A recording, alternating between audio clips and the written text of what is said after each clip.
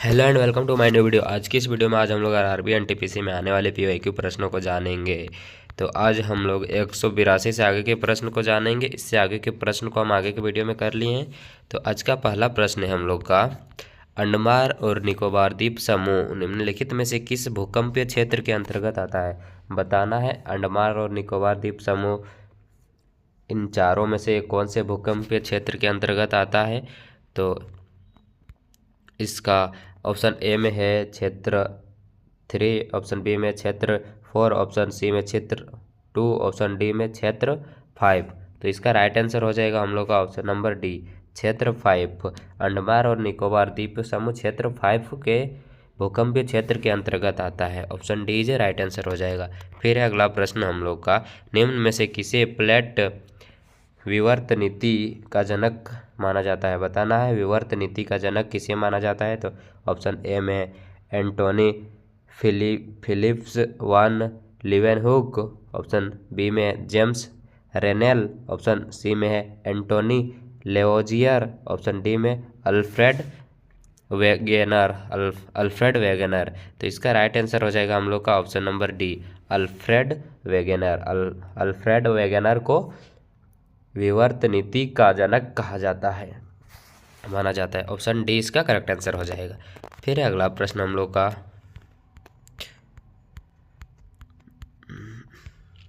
अगला प्रश्न, सुनामी का विनाशकारी रूप किसे भूकंपीय समुद्री लहरें भी कहा जाता है? सामान्य ब्लैंक स्पेस वाले भूकंप के कारण उत्पन्न होती है। किसके कारण उत्पन्न होती है वो बताना, ब्लैंक स्पेस में क्या भराएगा? तो ऑप्शन ए में हम लोग का ऑप्शन ए में है 2 और 3 तीव्रता, ऑप्शन बी में 5 और 6 तीव्रता, ऑप्शन सी में 4 और 5 तीव्रता, ऑप्शन डी में है 5.5 तीव्रता। तो इसका राइट आंसर हो जाएगा हम लोग का ऑप्शन नंबर डी, 7.5 तीव्रता इज करेक्ट आंसर। फिर अगला प्रश्न हम लोग का, निम्न में से कौन सा पृथ्वी के भीतर के कंपनों का अध्ययन है? बताना है निम्न में से कौन सा पृथ्वी के भीतर के कंपनों का अध्ययन है? तो भूकंप विज्ञान, ऑप्शन बी में हस्तलेख विज्ञान, ऑप्शन सी में मृत्तिकीय विज्ञान, ऑप्शन डी में चंद्र विज्ञान। तो इसका राइट आंसर हो जाएगा हम लोग का ऑप्शन नंबर ए, भूकंप विज्ञान। भूकंप विज्ञान से पृथ्वी के भीतर के कंपनों का अध्ययन किया जाता है। Option A is correct answer. फिर अगला प्रश्न हम लोग का, भूकंप के दौरान कौन सी तरंगें उत्पन्न होती है? बताना है भूकंप से कौन सा तरंग उत्पन्न होता है? तो इसका करेक्ट आंसर हो जाएगा हम लोग का ऑप्शन नंबर बी, भूकंपीय तरंगे। भूकंप के दौरान भूकंपीय तरंगे उत्पन्न होता है। Option number B is right answer. फिर अगला प्रश्न हम लोग का, निम्नलिखित में से कौन सी सबसे तीव्र भूकंपीय तरंगे हैं? बताना है कौन से तीव्र भूकंपीय तरंगे हैं? तो ऑप्शन ए में हम लोग का प्राथमिक तरंगे, ऑप्शन बी में द्वितीय तरंगे, ऑप्शन सी में सतही तरंगे, ऑप्शन डी में ज्वारीय तरंगे। तो इसका राइट आंसर हो जाएगा हम लोग का ऑप्शन नंबर ए, प्राथमिक तरंगे इज ए करेक्ट आंसर। फिर है अगला प्रश्न हम लोग का, अगला प्रश्न, किन भूकंपीय तरंगों में अनुप्रस्थ विस्थापन शामिल होता है? ऑप्शन ए में पी तरंगे, ऑप्शन बी में एल तरंगे, ऑप्शन सी में एस तरंगे, ऑप्शन डी में रेले सथरी तरंगे। तो इसका राइट आंसर हो जाएगा हम लोग का ऑप्शन नंबर सी, एस तरंगे। एस तरंगे इज ए करेक्ट आंसर। फिर अगला प्रश्न हम लोग का, भूकंप की किन तरंगों में अनुप्रस्थ विस्थापन शामिल है? बताना है अनुप्रस्थ तरंग भूकंप के कौन से तरंग में शामिल है? तो ऑप्शन ए में है पी तरंगे, ऑप्शन बी में एल तरंगे, ऑप्शन सी में है एस तरंगे, ऑप्शन डी में है रेहली सथी तरंगे। तो इसका राइट आंसर हो जाएगा हम लोग का ऑप्शन नंबर सी, एस तरंगे में भूकंप की अनुप्रस्थ विस्थापन शामिल है। फिर अगला प्रश्न हम लोग का, निम्न में से कौन सा सुनामी का कारण नहीं है? सुनामी का कारण कौन सा नहीं है वो बताना है। तो ऑप्शन ए में मृदा अपरदन, ऑप्शन बी में भूकंप, ऑप्शन सी में ज्वालामुखी विस्फोट, ऑप्शन डी में समुद्र के अंदर भूस्खलन। तो इसका करेक्ट आंसर हो जाएगा ऑप्शन नंबर ए, मृदा अपरदन। मृदा अपरदन सुनामी का कारण नहीं है। Option A is a correct answer. फिर अगला प्रश्न हम लोग का, पैसिफिक रिंग ऑफ फायर के संबंध में निम्न में से कौन सा कथन सही नहीं है, बताना है कौन सा कथन सही नहीं है इसके अंतर्गत संबंध में। तो ऑप्शन ए में है हम लोग का, इसकी लंबाई लगभग 40,000 किलोमीटर है। ऑप्शन बी में, पृथ्वी के 75% ज्वालामुखी रिंग ऑफ फायर में स्थिर हैं। फिर अगला ऑप्शन नंबर सी है, पैसिफिक रिम उत्तरी अमेरिका और दक्षिणी अमेरिका के पूर्वी तटों को कवर करता है। ऑप्शन डी में, यह सक्रिय ज्वालामुखी के एक बेल्ट हैं। तो इसका करेक्ट आंसर हो जाएगा ऑप्शन नंबर सी, यानी पैसिफिक रिम उत्तरी अमेरिका और दक्षिणी अमेरिका के पूर्वी तटों को कवर करता है। यह ऑप्शन गलत होगा। ऑप्शन में कौन गलत होगा वो पूछा था, तो वही गलत होगा। देख सकते हैं कथन सही नहीं है, तो ऑप्शन सी इसका सही नहीं है। अगला प्रश्न हम लोग का, भारत की लगभग ब्लैंक स्पेस की थल सीमा पड़ोसी देशों से जुड़ी हुई है। कितना किलोमीटर थल सीमा पड़ोसी देशों के साथ जुड़ी हुई है बताना है। तो ऑप्शन ए में है 20,233, ऑप्शन बी में है 7,516, ऑप्शन सी में है 15,106, ऑप्शन डी में है 5,055। तो इसका राइट आंसर हो जाएगा हम लोग का ऑप्शन नंबर सी, 15,106 किलोमीटर थल सीमा पड़ोसी देशों के साथ जुड़ी हुई है भारत की। ऑप्शन सी जो करेक्ट आंसर हो जाएगा इसका। फिर अगला प्रश्न हम लोग का, भारत की मानक याम्योत्तर इनमें से किस स्थान से होकर गुजरती है, बताना है। भारत की मानक याम्योत्तर इनमें से किस स्थान से होकर गुजरती है। तो ऑप्शन ए में हम लोग का मिर्ज़ापुर, ऑप्शन बी में हम लोग का कंत्रोज, ऑप्शन सी में हम लोग का आगरा, ऑप्शन डी में जौनपुर। तो इसका राइट आंसर हो जाएगा हम लोग का option number A, Mirzapur is a correct answer. Bharat की मानक याम्योत्तर मिर्ज़ापुर स्थान से होकर गुजरती है। ऑप्शन नंबर ए इसका करेक्ट आंसर हो जाएगा। फिर अगला प्रश्न हम लोग का, भारत दक्षिण एशिया का तीसरा सबसे बड़ा देश है जो पृथ्वी के भू क्षेत्रफल के ब्लैंक स्पेस भाग में फैला है। कितना भाग में फैला है बताना है। तो ऑप्शन ए में 2.3%, ऑप्शन बी में 4.3%, ऑप्शन सी में 6.5%, ऑप्शन डी में 5.7%। तो इसका करेक्ट आंसर हो जाएगा ऑप्शन नंबर ए, 2.3% भाग फैला है। देख सकते हैं भारत दक्षिण एशिया का तीसरा सबसे बड़ा देश है जो पृथ्वी के भू क्षेत्रफल के 2.4% भाग में फैला है, जबकि फैला है। भारत भौगोलिक दृष्टि से विश्व का 7वां सबसे बड़ा देश है, जबकि जनसंख्या की दृष्टि से चीन के बाद दूसरा सबसे बड़ा देश भारत है। फिर अगला प्रश्न हम लोग का, निम्न में से कौन सा भारत का सबसे ठंडा आवासीय स्थान है, बताना है। भारत का सबसे ठंडा आवासीय स्थान कौन सा है। ऑप्शन ए में हम लोग का माउंट आबू, ऑप्शन बी में जम्मू, ऑप्शन सी में शिमला, ऑप्शन डी में द्रास। इसका करेक्ट आंसर हो जाएगा option number D, Dras. Dras है सबसे ठंडा आवासीय स्थान, ऑप्शन डी है करेक्ट आंसर। फिर अगला प्रश्न, कर्क रेखा भारत के इनमें से किस राज्य से होकर नहीं गुजरती है, बताना है।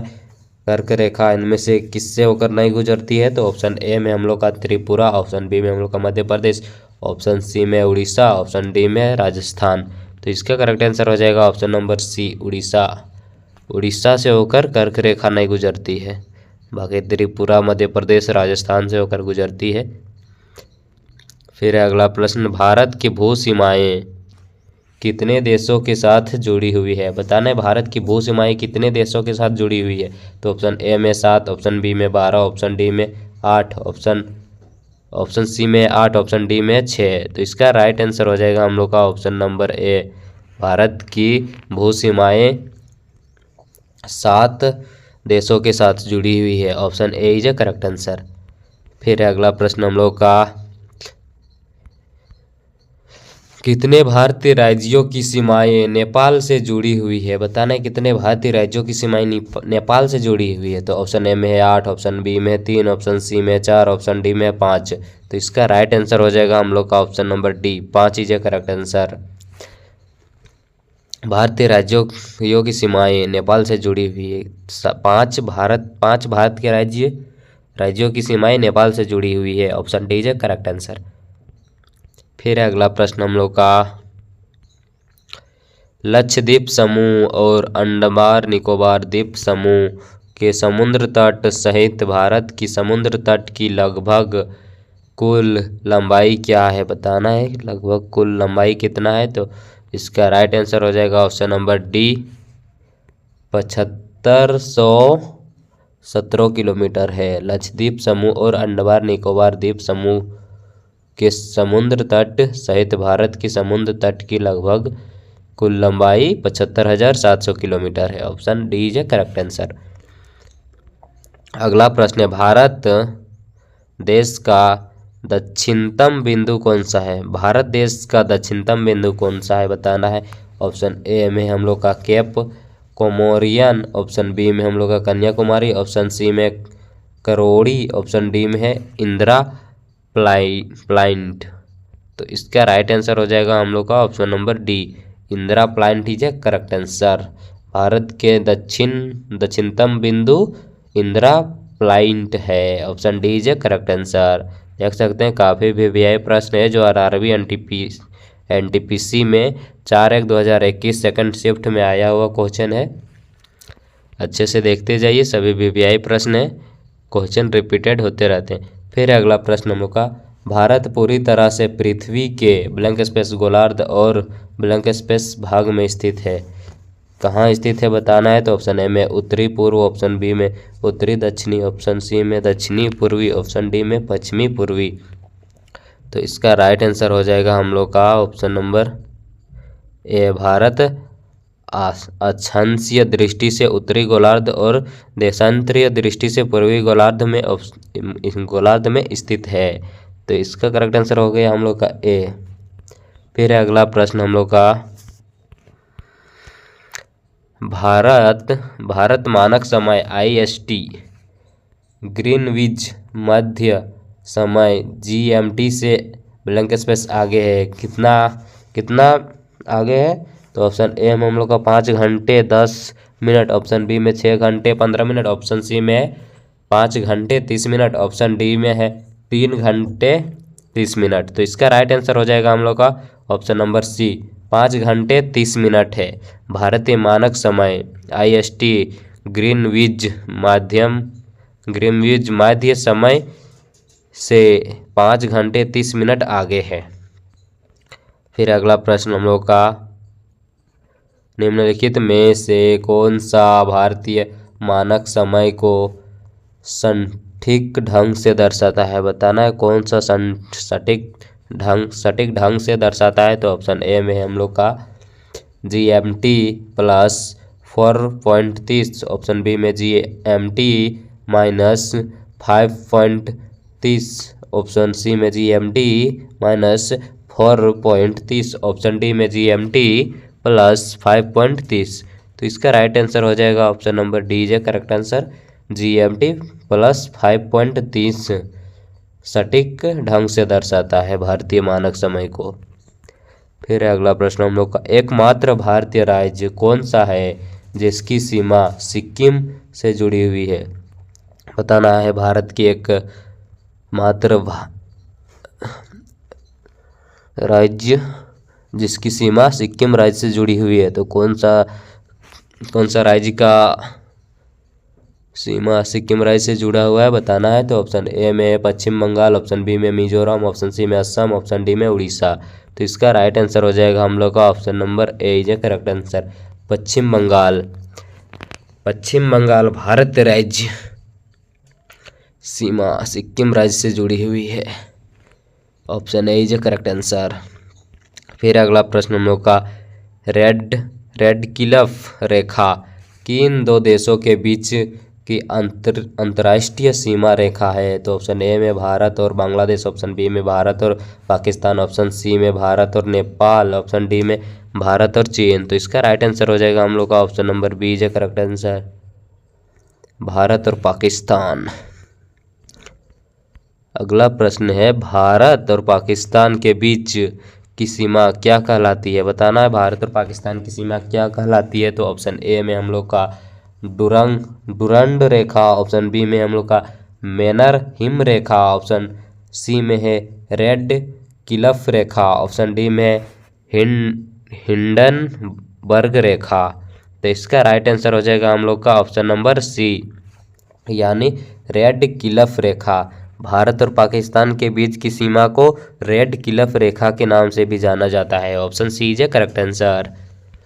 फिर अगला प्रश्न हम लोग का, निम्नलिखित में से किस शहर को पूर्व का स्कॉटलैंड कहा जाता है? बताना है पूर्व का स्कॉटलैंड किस शहर को कहा जाता है? तो ऑप्शन ए में है इम्फाल, ऑप्शन बी में शिलोंग, ऑप्शन बी में शिलोंग, ऑप्शन सी में है आइजोल, ऑप्शन डी में है सिलचर। तो इसका राइट आंसर हो जाएगा हम लोग का option number B is correct answer, Shillong. Shillong को पूर्व का स्कॉटलैंड भी कहा जाता है, option B is right answer. फिर अगला प्रश्न हम लोग का, काठियावाड़ प्रायद्वीप ब्लैंक स्पेस का भौगोलिक और सांस्कृतिक विस्तार है? तो कौन ब्लैंक स्पेस में क्या भराएगा बताना है। तो ऑप्शन ए में अहमदाबाद, ऑप्शन बी में हैदराबाद, ऑप्शन सी में राजस्थान, ऑप्शन डी में रायपुर। तो इसका करेक्ट आंसर हो जाएगा राजस्थान। काठियावाड़ प्रायद्वीप राजस्थान का भौगोलिक और सांस्कृतिक विस्तार है, ऑप्शन सी इसका करेक्ट आंसर हो जाएगा।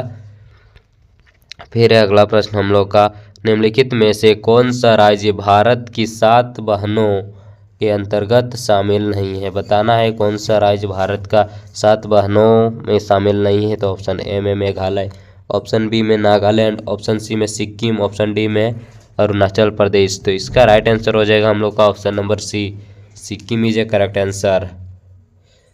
भारत की 7 बहनों के अंतर्गत शामिल नहीं है, तो सिक्किम शामिल नहीं है। फिर अगला प्रश्न हम लोग का, निम्नलिखित में से किस देश की भू सीमा भारत से जुड़ी नहीं है? बताना है निम्नलिखित में से किस देश की भू सीमा भारत से जुड़ी नहीं है। तो ऑप्शन ए में हम लोग का बांग्लादेश, ऑप्शन बी में चीन, ऑप्शन सी में म्यांमार, ऑप्शन डी में है तजाकिस्तान। तो इसका राइट आंसर हो जाएगा हम लोग का option number D, Tajikistan is a correct answer. फिर अगला प्रश्न, भारत के इनमें से किस राज्य की सीमा महाराष्ट्र की सीमा से जुड़ी नहीं है? बताना है भारत के इनमें से किस राज्य की सीमा महाराष्ट्र राज्य की सीमा से जुड़ी नहीं है। तो ऑप्शन ए में इसका तेलंगाना, ऑप्शन बी में उड़ीसा, ऑप्शन सी में कर्नाटक, ऑप्शन डी में छत्तीसगढ़। तो इसका राइट आंसर हो जाएगा हम लोग का option number B, Odisha is a correct answer.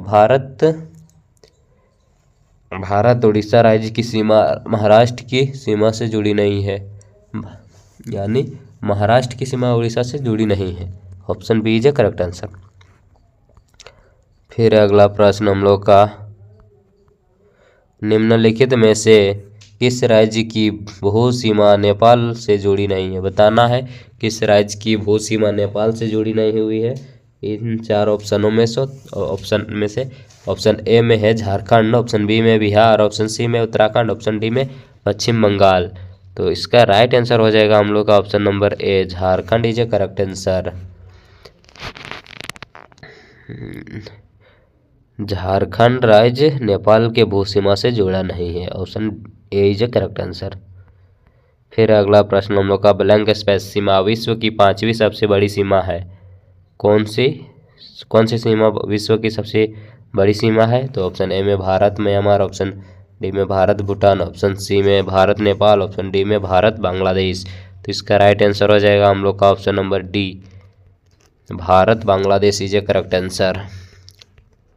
फिर अगला प्रश्न, निम्नलिखित में से कौन सी जल संधि अंडमान और निकोबार द्वीप समूह को अलग करती है? तो बताना है इनमें से कौन सा अंडमान और निकोबार द्वीप समूह को अलग करता है। तो ऑप्शन इसका सी करेक्ट हो जाएगा। 10 डिग्री जल संधि, 10 डिग्री जल संधि अंडमान निकोबार द्वीप समूह को अलग करती है। Option C is correct answer. फिर अगला प्रश्न हम लोग का 10 डिग्री जल संधि इनमें से किससे संबंधित है? बताना है 10 डिग्री जल संधि इनमें से किसके संबंधित है? तो ऑप्शन ए में है अंडमान एवं निकोबार द्वीप समूह, ऑप्शन बी में कच्छच की खाड़ी, ऑप्शन सी में लक्षद्वीप द्वीप समूह, ऑप्शन डी में मालाबार तट। तो इसका राइट आंसर हो जाएगा ऑप्शन नंबर ए अंडमान निकोबार द्वीप समूह 10 डिग्री जल संधि इनमें से संबंधित है।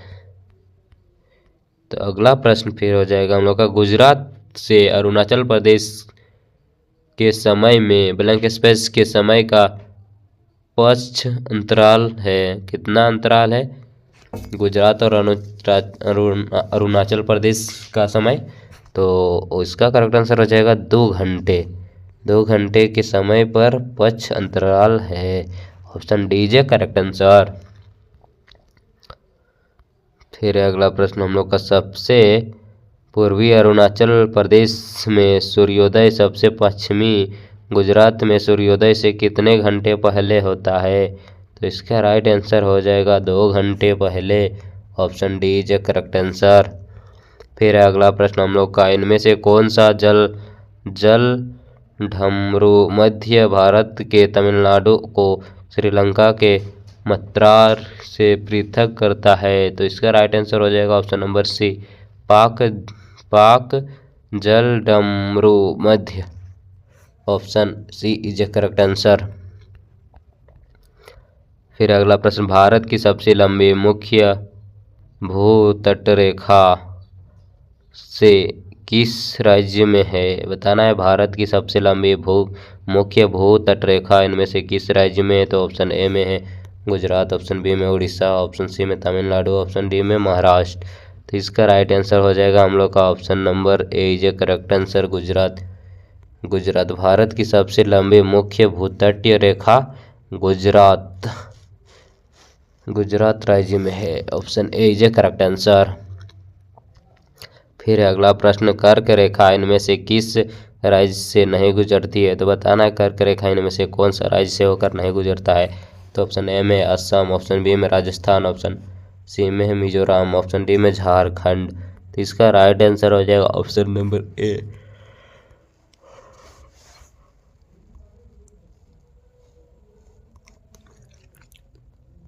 Assam is a correct answer. फिर अगला प्रश्न हम लोग का निम्नलिखित में से कौन से राज्य पाकिस्तान की सीमा से सटे हुए हैं? बताना है कौन सा राज्य पाकिस्तान के सीमा से सटा हुआ है? तो ऑप्शन ए में हम लोग का गुजरात, ऑप्शन बी में पंजाब, ऑप्शन सी में राजस्थान, ऑप्शन डी में हरियाणा। तो इसका राइट आंसर हो जाएगा ऑप्शन नंबर बी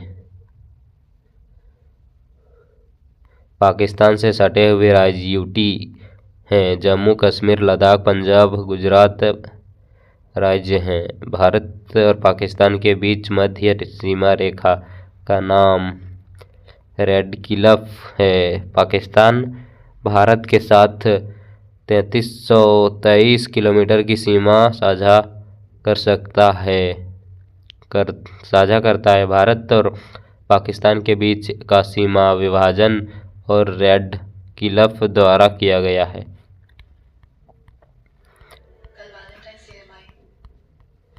फिर अगला प्रश्न हम लोग का भारत मानक याम्योत्तर रेखा 5 राज्यों से होकर गुजरती है, इनमें से कौन सा उन 5 राज्यों में से एक नहीं है?